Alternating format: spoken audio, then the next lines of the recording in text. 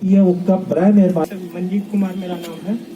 मेरा सवाल ये है कि आप 2-3 बार ये चीज़ दोहराएं कि 47 में संविधान बदल गया, उसके बाद हर 5 साल पर सत्ता बदलती जा रही है, उससे कुछ हो नहीं रहा है, लोकतंत्र लागू नहीं हो रहा है, तो आखिर बदलना क्या चाहिए।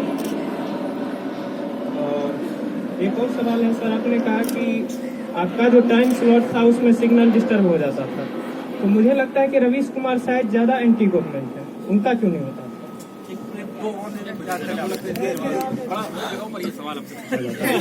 ये बड़ा अजीबोगरीब है। एक चीज समझनी चाहिए कि एनडीटीवी लड़ाई लड़ रहा है, रवीश एनडीटीवी में काम करता है, लड़ाई एनडीटीवी लड़ रहा है। हमारा संस्थान भी खड़ा अगर हो जाता तो सरकार की बैंड बज जाती।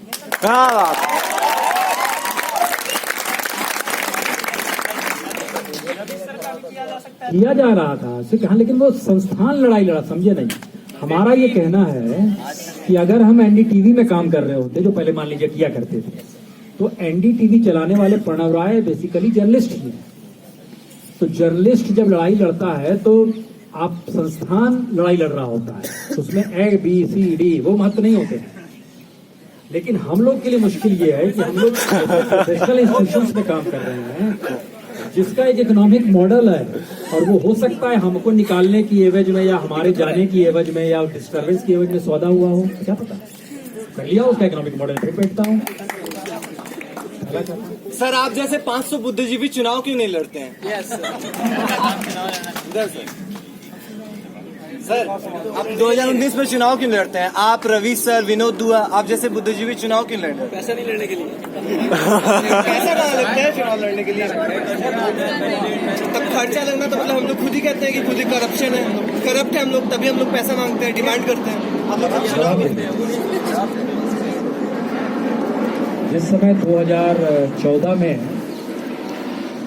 शिवसेना और बीजेपी टकरा रही थी, तो क्या हुआ कि हमें पता चला कि आरएसएस नहीं चाहती है कि शिवसेना से बीजेपी झगड़ा मोल ले, ठीक है। तो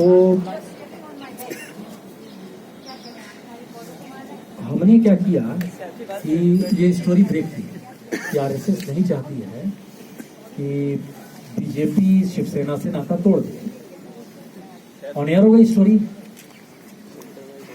और बीजेपी तो चाह रही थी।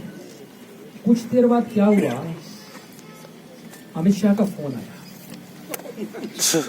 मैंने एकदम फैक्चुअल है, इसमें कोई यो नहीं है, कोट कर रहे हैं। अमित शाह का फोन आया, उसने हमसे कहा, भूषण जी आप गलत सलत खबर देते हैं, आप पॉलिटिकल पार्टी की तरफ से हो गए, मतलब वो हमसे कह रहे थे कि आप शिवसेना की तरफ से बोल रहे हैं, आप चुनाव तो नहीं लड़ लेते हैं, ठीक है। इसका मतलब ये है कि पॉलिटिशियन चाहते हैं कि हम उसके फील्ड में आ जाएं, और उस ब्लैक मनी और पूरे इंफ्रास्ट्रक्चर जो क्रिमिनल बना हुआ है, जिसमें चुनाव आपको भी भ्रम है कि आप वोट दे रहे हैं। मुश्किल तो ये है, अरे जनाब आपके वोट से कुछ नहीं हो रहा है, आप समझ नहीं रहे हैं, बार बार क्यों बोल रहे हैं 2014 के बाद स्थिति बदल गई है।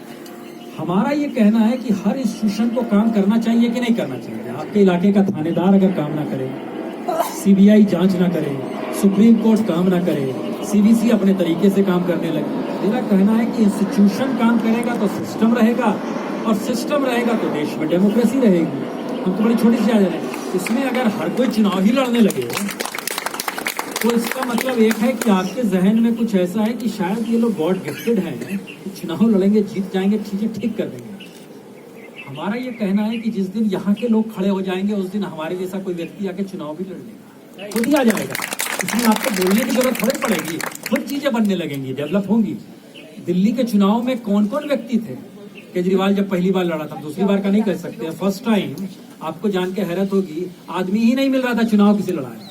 तो ये हमसे पूछते थे यार कैसे, हम बोले आप समझे नहीं, वातावरण ऐसा बन गया है कि आपके यहाँ जो टाइप करने वाला व्यक्ति और जो अनुवाद करने वाला व्यक्ति है, ये भी चुनाव लड़ेगा तो जीत जाएगा। तो बोले ये कैसे हो सकता है, और वो जीत गया। तो लोग महत्वपूर्ण नहीं है, वो सिस्टम महत्वपूर्ण है, जिसको हम बनाना चाहते हैं या नहीं चाहते हैं, ये हमको तय करना है। हम चाहते हैं कि एक सिस्टम रहे। हम ऐसा क्यों चाहेंगे? क्योंकि हमारे साथ ही जिंदगी खत्म हो जाए और पृथ्वी खत्म हो जाएगी, ऐसा नहीं। हमारे बच्चे कल बड़े होंगे, उनको एक बेहतर इंस्टीट्यूशन मिलना चाहिए, तो हम इंस्टीट्यूशन इस देश को बचा के रखे ना। सर आप दोबारा सर आप एनडीटीवी में जाना चाहेंगे? मेरा नाम अभिषेक कुमार त्रिपाठी है। मैं PG diploma in TV journalism का छात्र हूँ। सर आपने कहा कि आम आदमी के जो अधिकार हैं उनका हनन हो रहा है, मतलब संविधान खतरे में है, लोकतंत्र भी खतरे में है। खतरे में नहीं है, हमने कभी नहीं बोला खतरे में, हम बोल रहे हैं ही नहीं। है ही नहीं। सर क्या ये 2014 के बाद ही हुआ कि सर ये इसके पहले भी हो? क्योंकि आम आदमी का तो अधिकार उनको मिल रहा है सर, योजनाओं का लाभ मिल रहा है, तो सर कैसे कह सकते हैं उनको अधिकार नहीं मिल रहा, अधिकारों से वंचित?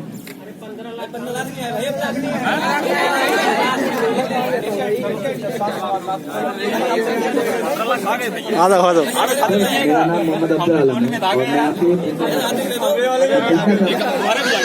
और मैं पूछना ये चाहता हूँ सर कि आज पिछले महीने एक फिल्म रिलीज हुई थी मुल्क, जो मुल्क में का जो प्रमोशन रहा था, तो उसमें उन्होंने कहा कि मतलब अगर 10 दिन टीवी देखना छोड़ दें तो जो हमारे देश में सौहार्द, हिंदू मुस्लिम के बीच में जो प्यार मोहब्बत है वो बरकरार हो जाएगी फिर से। तो एक पत्रकार का, एक टीवी का, मीडिया का जो काम है वो सरकार के कार्यों का मूल्यांकन करना।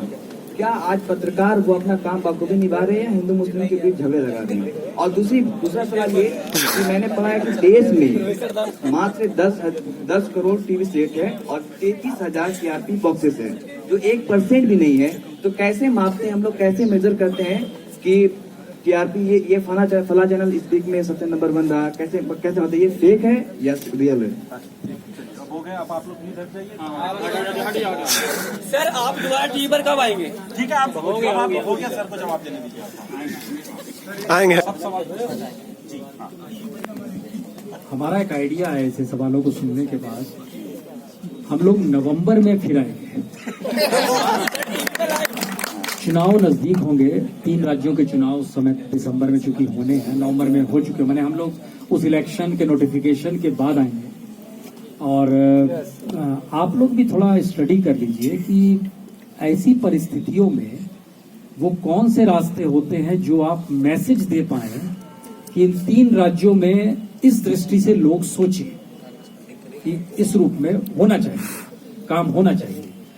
क्योंकि कमोवेश हर पॉलिटिकल पार्टी एक मैनिफेस्टो बनाती है, और किसी भी पॉलिटिकल पार्टी के मैनिफेस्टो को जब आप मैच कीजिएगा तो कॉन्स्टिट्यूशन में लिखे हुए किसी भी शब्द से हटकर नहीं होगा। कमोवेश हर पॉलिटिकल पार्टी का मैनिफेस्टो उसी संविधान पर निर्भर होता है, जो संविधान इस देश में 69 बरस हो गए लागू ही नहीं हुआ है। लेकिन मैनिफेस्टो कैसे लागू हो जाएगा हमको नहीं समझ में आता है। तो मैनिफेस्टो भी लागू नहीं होगा क्योंकि उसका बेस तो संविधान ही है, जहां पर न्यूनतम हक की बात होती है।